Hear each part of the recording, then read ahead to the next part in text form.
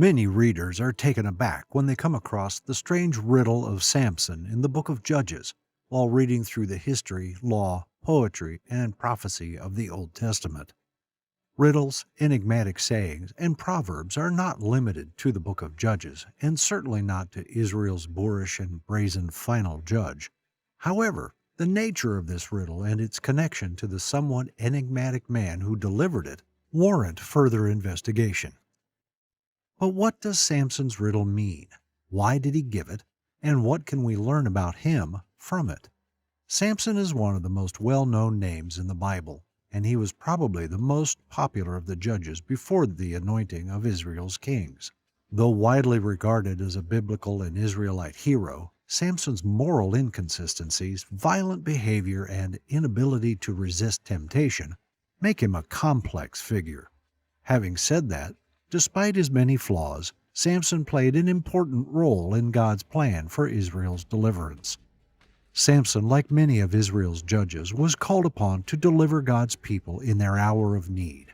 Of course, as was often the case after Joshua's death, Israel sinned, and God delivered them into the hands of a foreign adversary. Judges chapter 13, verse 1. Again, the Israelites did evil in the eyes of the Lord, so the Lord delivered them into the hands of the Philistines for 40 years. God, on the other hand, would provide a way out in the form of an anointed military leader known as a judge.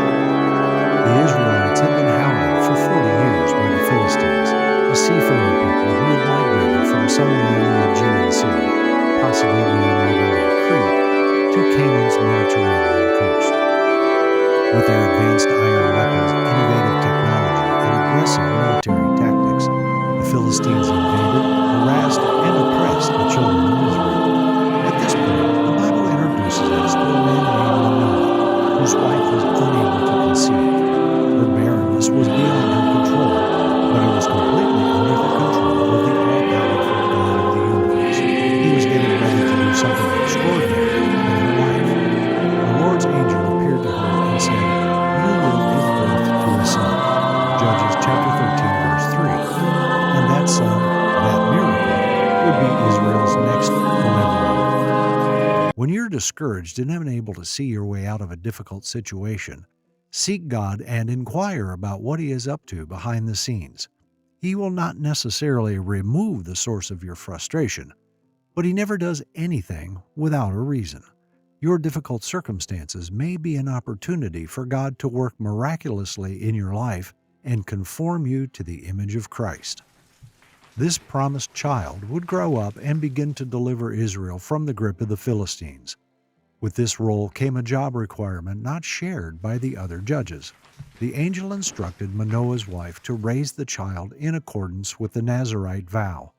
As explained in Numbers chapter 6, verses 1 through 21, this meant he couldn't drink wine or beer or cut his hair.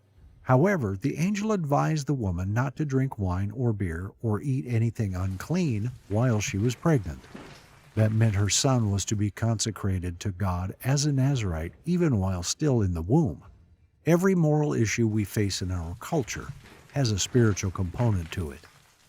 Samson's renowned physical prowess bestowed upon him by the Spirit of the Lord gave him the strength to perform mighty feats, such as tearing apart a young lion with his bare hands, killing 1,000 Philistines with a donkey's jawbone, and carrying away the massive gate of Gaza when they thought he was trapped behind the city walls.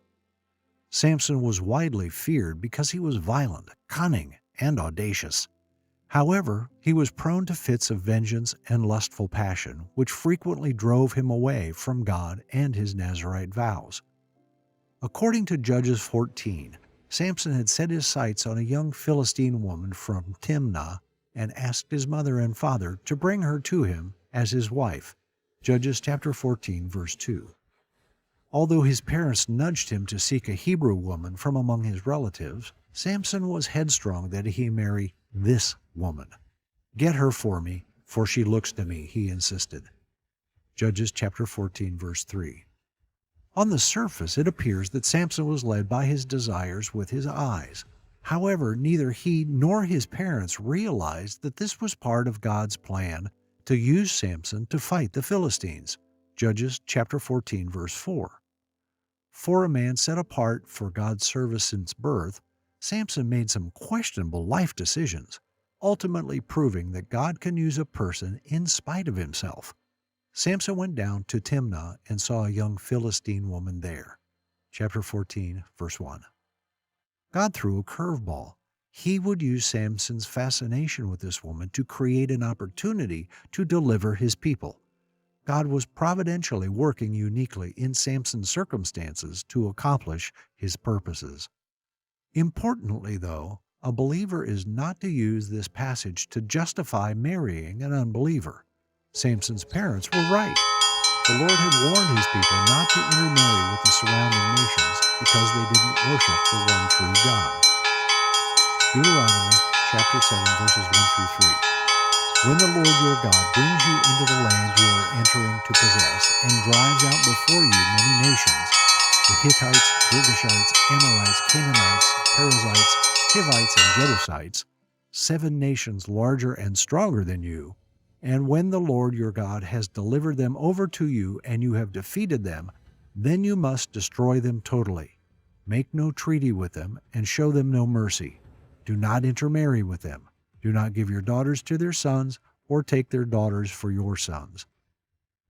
A couple that is unequally yoked is likely to run into trouble. Samson went down to Timnah together with his father and mother. As they approached the vineyards of Timnah, suddenly a young lion came roaring toward him. The Spirit of the Lord came powerfully upon him so that he tore the lion apart with his bare hands as he might have torn a young goat. But he told neither his father nor his mother what he had done. Then he went down and talked with the woman, and he liked her. Sometime later, when he went back to marry her, he turned aside to look at the lion's carcass, and in it he saw a swarm of bees and some honey. He scooped out the honey with his hands and ate as he went along. When he rejoined his parents, he gave them some, and they too ate it. But he did not tell them that he had taken the honey from the lion's carcass. Judges chapter 14, verses 5 through 9. On the way to Timnah, where his bride-to-be lived, Samson was attacked by a young lion, and the Spirit of the Lord came powerfully on him, and he tore the lion apart with his bare hands. This was a clear sign that indeed he had been elected and empowered by God for a supernatural purpose. Samson blatantly ignored the law of Moses regarding unclean foods and took some of the honey. Now his father went down to see the woman, and there Samson held a feast, as was customary for young men. When the people saw him, they chose 30 men to be his companions. "Let me tell you a riddle," Samson said to them. "If you can give me the answer within the 7 days of the feast, I will give you 30 linen garments and 30 sets of clothes. If you can't tell me the answer, you must give me 30 linen garments and 30 sets of clothes." "Tell us your riddle," they said. "Let's hear it." He replied, "Out of the eater, something to eat. Out of the strong, something sweet." For 3 days they could not give the answer. And what was this riddle Samson introduced? And out of the strong came something sweet. Judges chapter 14, verse 14. Samson was, of course, referring to the honey he had recently scooped from the lion's carcass, an event that his companions would have been unaware of. As a result, it was an impossible riddle to solve and an unfair wager to begin with. The Philistines, as one might expect, were unable to solve Samson's riddle. Frustrated, the Philistines begged Samson's wife to answer them, threatening to burn her and her father's house if she did not. Judges chapter 14, verse 15. Samson's wife then burst into tears, pleading with him to reveal the answer to his riddle, and after 7 days, Samson relented, as he frequently did. His wife then delivered the response to the Philistines. With an answer in hand, the Philistines returned to Samson. Judges chapter 14, verses 16 through 18, King James Version. And Samson's wife wept before him and said, "Thou dost but hate me, and lovest me not. Thou hast put forth a riddle unto the children of my people, and hast not told it to me." And he said to her, "Behold, I have not told it to my father nor my mother, and shall I tell it to thee?" And she wept before him the 7 days while their feast lasted. And it came to pass on the 7th day that he told her, because she lay sore upon him. And she told the riddle to the children of her people. And the men of the city said unto him on the seventh day, before the sun went down, What is sweeter than honey? And what is stronger than a lion? And he said unto them, If ye had not plowed with my heifer, ye had not found out my riddle. Samson, enraged that he had been duped, went to Ashkelon and killed 30 Philistines, demonstrating his penchant for vengeance and violence at the slightest provocation. Judges chapter 14, verse 19. Unfortunately, Samson's father-in-law assumed that Samson's rage and hatred of his wife had destroyed any chance of his successful marriage. He then gave Samson's wife to a friend. Judges chapter 14, verse 20. In response, Samson captured 300 foxes, tied their tails together, attached torches to their tails, and released them to destroy the Philistine fields and vineyards. Judges chapter 15, verses 1 through 5, King James Version. But it came to pass within a while after, in the time of wheat harvest, that Samson visited his wife with a kid, and he said, I will go to my wife into the chamber. But her father would not suffer him to go in. And her father said, I verily thought that thou hadst utterly hated her. Therefore I gave her to thy companion. Is not her younger sister fairer than she? Take her, I pray thee, instead of her. And Samson said concerning them, Now shall I be more blameless than the Philistines, though I do them a displeasure. And Samson went and caught 300 foxes, and took firebrands, and turned tail to tail, and put a firebrand in the midst between two tails. And when he had set the brands on fire, he let them go into the standing corn of the Philistines, and burn up both the shocks and also standing cord, with the vineyards and olives. Unlike the slaying of the 30 Philistines who had duped him and answered his riddle, this was not an irrational outburst of rage or passion.